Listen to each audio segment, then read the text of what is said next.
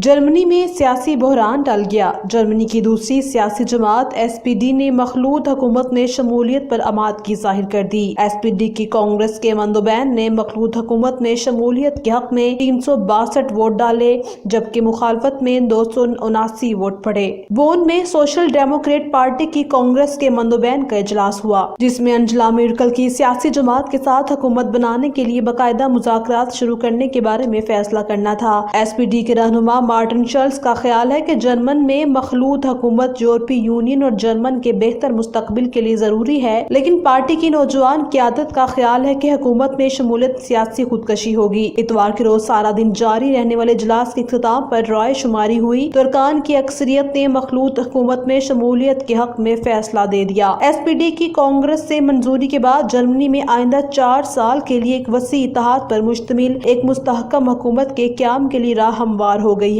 Germany की सियासी leadership ने दूरअंदेश फैसला करके साबित किया है कि वो जाती मफाद पर मुल्की मफाद को तरजीह देते हैं। अगर इन्हें मुल्की मफाद के लिए अनपॉपुलर फैसले भी करना पड़े तो वो जुर्रतमंदी से करते हैं। रिपोर्ट एजाज प्यारा, जज्बा न्यूज़, बर्लिन।